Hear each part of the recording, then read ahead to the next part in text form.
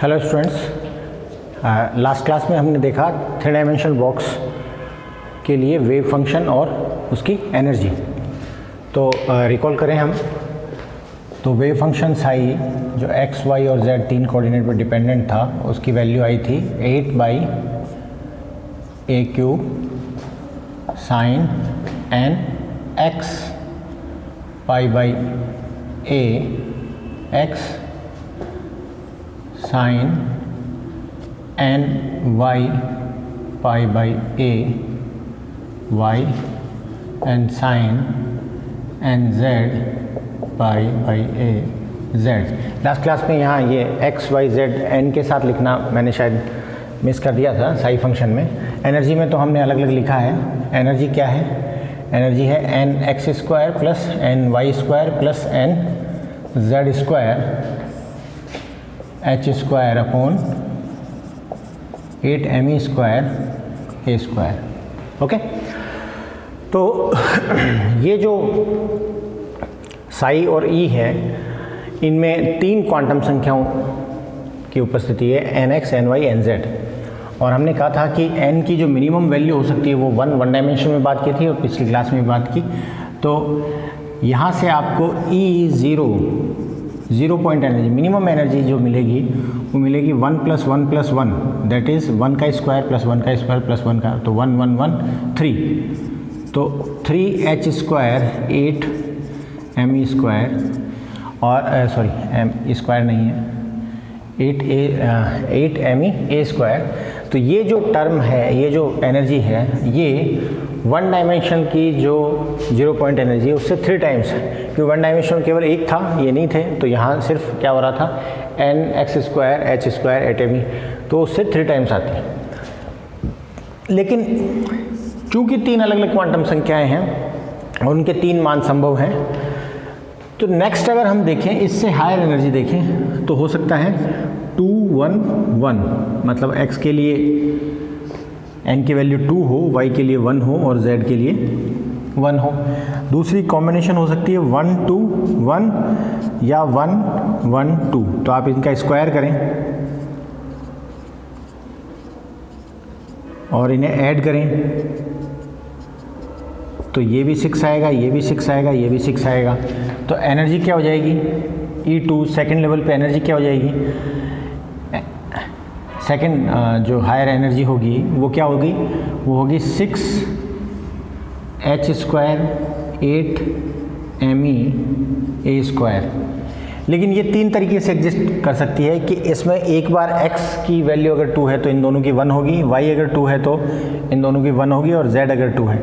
तो आपको एक ही एनर्जी लेवल में तीन डिफरेंट क्वांटम कॉम्बिनेशंस मिल रहे हैं, मतलब एक तरह से ये स्तर तीन समान ऊर्जा वाले स्तरों में बटा है। तो ऐसे जो होते हैं इन्हें बोलते हैं डीजनरेट एनर्जी लेवल्स। तो जो डीजनरेसी है, मतलब आप उनमें विभेद नहीं कर पा रहे हैं एनर्जी के बिहाफ पे, तो वो डीजनरेसी देखने को यहाँ मिलती है। तो अगर आप इसकी बात करें फर्स्ट वाले कॉम्बिनेशन की, तो x के लिए जो वेव होगी वो होगी इस तरह की, और y के लिए जो वेव होगी और z के लिए वेव होगी वो इस तरह की वेव होगी।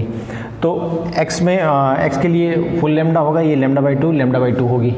ये हमने निकाले थे पिछली जो वन डायमेंशन की लास्ट क्लास थी, उसमें हमने डेवलप किया था कि ये जो शेप है ये ऐसी क्यों आती है। वो अब अपन नहीं देखेंगे दोबारा, बट आप ये समझें डीजनरेसी ऑफ एनर्जी लेवल्स। तो सबसे पहले एनर्जी आपको जो मिली वो लेवल 3 पे मिली, जो जीरो पॉइंट एनर्जी है, और वहाँ पे क्वांटम कॉम्बिनेशन है 1 1 1।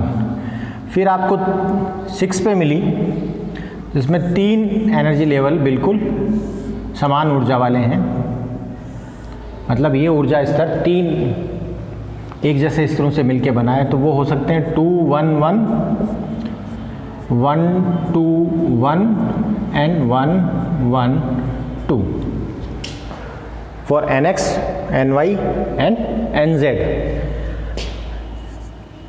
नेक्स्ट जो कॉम्बिनेशन हो सकता है वो हो सकता है 2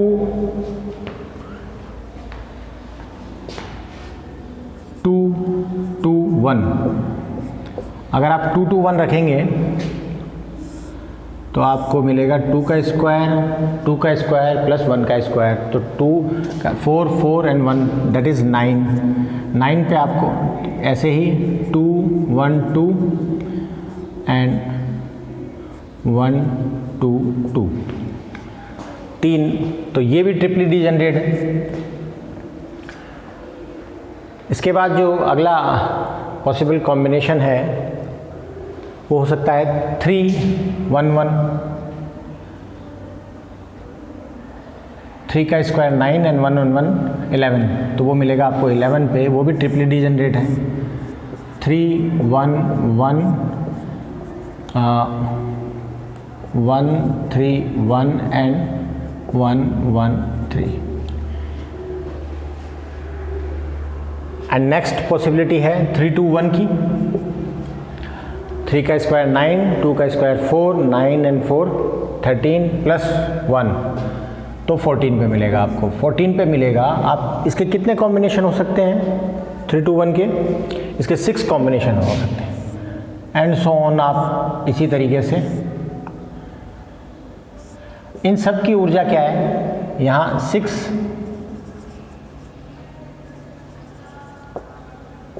6 डीजनरेट जो है ऊर्जा स्तर है।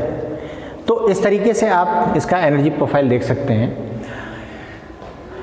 अगर किसी एक पार्ट में डिस्टोर्शन होता है, मान लो मैं इसी सिस्टम को लेता हूँ, जब n की वैल्यू 3 क्वांटम संख्याओं में से एक क्वांटम संख्या की वैल्यू 2 है, बाकी 1 1 है, तो मैं अगर इस सिस्टम को लूँ और इसमें डिस्टोर्शन करें हम कि इसका x जो कोऑर्डिनेट है, इसका x कोऑर्डिनेट है वो अपनी उसमें x कोऑर्डिनेट में इसमें थोड़ा सा जो इसकी लेंथ है वो बढ़ जाए या घट जाए, तो किस तरीके से इम्पैक्ट आता है इस डीजनरेट एनर्जी लेवल पे, इसको देखने की कोशिश करते हैं।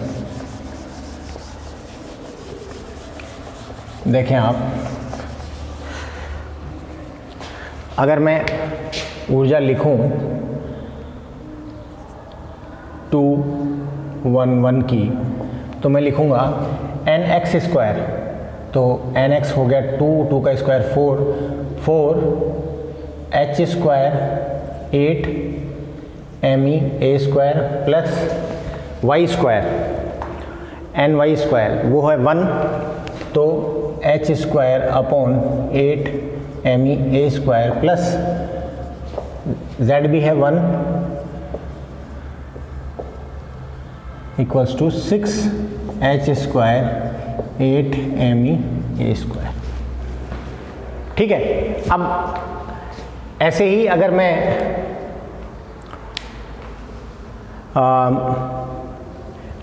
1 2 की लिखूं,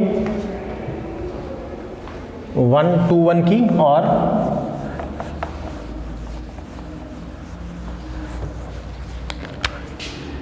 E1 2 1 की, तो वैल्यू आएगी h square 8 me a square plus 4 h square upon 8 me a square plus h square upon 8 me a square equals to 6 h square upon 8 me a square.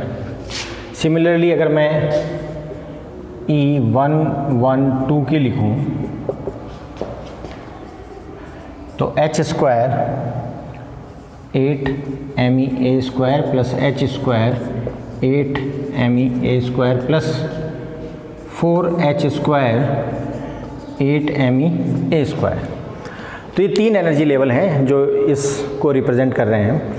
अब हम ये कह रहे हैं कि आपके यहाँ जो A है, x है, उसमें dA का डिस्टोर्शन हो गया है, यहाँ डिस्टोर्शन हो गया है, तो आपकी जो एनर्जी है उसमें भी थोड़ा सा चेंज आएगा। तो एनर्जी होगी DE, और जो डिस्टोर्शन आपको मिला है वो किसकी वजह से मिला है, EX की वजह से मिला है। तो एक्चुअल में ये जो DE आया है वो किसकी वजह से आया है, वो आया है EX plus DX plus EY plus EZ। तो हमने क्या किया है, x जो कोऑर्डिनेट है उसमें dA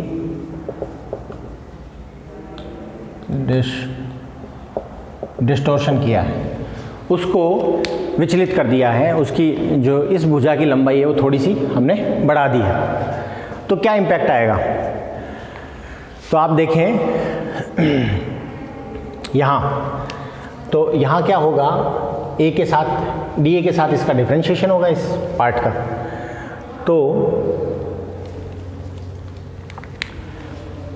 Ex की वैल्यू क्या है 4h² अपॉन 8me² फिर Dex की वैल्यू क्या होगी, मतलब dA के साथ डिफरेंशिएशन करेंगे तो 1 अपॉन a² का अगर आप डिफरेंशिएशन करेंगे तो क्या आएगा, तो आएगा डिफरेंशिएशन माइनस का है, यूँ लिख सकते हैं, तो डिफरेंशिएशन की वैल्यू आएगी -2 इंटू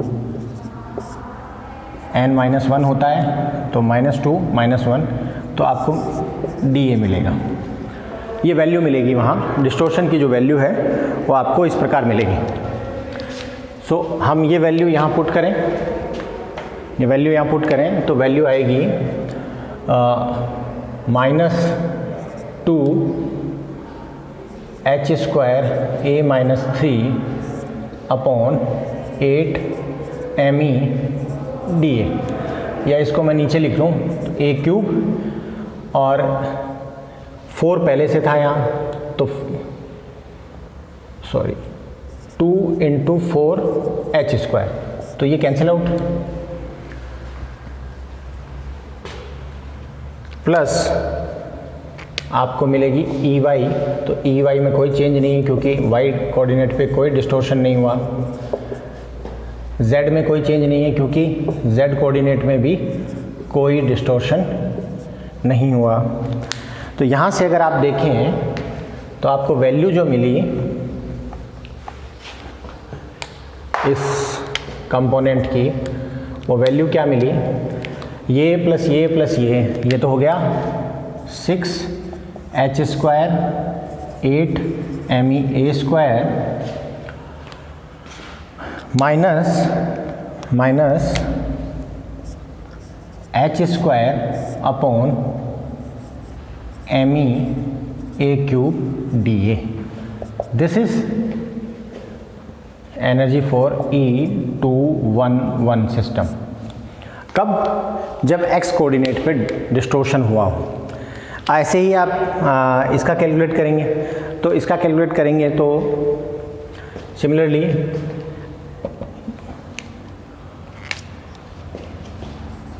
Ex की वैल्यू तो h² upon 8me², then distortion Dx की वैल्यू अगर हम कैलकुलेट करें, Dx की वैल्यू हम कैलकुलेट करें तो Dx क्या होगा, इस पार्ट का होना है तो आएगा -2h² upon 8me³ dA plus इसमें कोई चेंज नहीं है क्योंकि y और z पे, ये y का है, ये z का है, ये x का है, तो y z पे कोई चेंज नहीं है, तो एज इट इज आएगा 4h² upon 8me² plus h² upon 8me²। Okay, now ये हो गया 6h² 8me² और ये कैंसिल आउट, तो 1/4 minus h² 4me³ dA। Same value आएगी इसके लिए, क्यों, क्योंकि इसका जो x कंपोनेंट है और इसका x कंपोनेंट है वो क्या है, सेम है, तो इसके लिए भी आपको वैल्यू क्या मिलेगी, इसके लिए भी आपको वैल्यू मिलेगी 6h² upon 8me² minus h² 4me³ dA। तो आप देखें, जब आपने डिस्टोर्शन किया, इस एक्स कोऑर्डिनेट पे आपने डिस्टोर्शन किया डी ए का, डी ए लेंथ आपने चेंज की, तो आपका जो डीजनरेट एनर्जी लेवल था, 3 समान ऊर्जा स्तरों से बना जो ऊर्जा स्तर था, उसमें 2 तरह की ऊर्जाएं हो गई। एक तो ये दोनों की सेम है और इसकी डिफरेंट है। तो इस एनर्जी लेवल को अगर आप देखेंगे तो ये एनर्जी लेवल है वो स्प्लिट हो गया है दो भाग में विभाजित हो गया।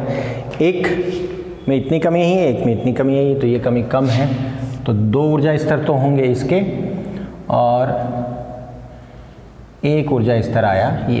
तो आपके यहाँ 1 2 1 और 1 1 2 के लिए एक एनर्जी लेवल होगा और 2 1 1 के लिए एक एनर्जी लेवल होगा। तो आपका जो एनर्जी लेवल ये था, ये 2 भागों में विभाजित हो गया। समझें इसे कि अगर तीनों समान हैं तभी ये डीजनरेसी एग्जिस्ट करती है।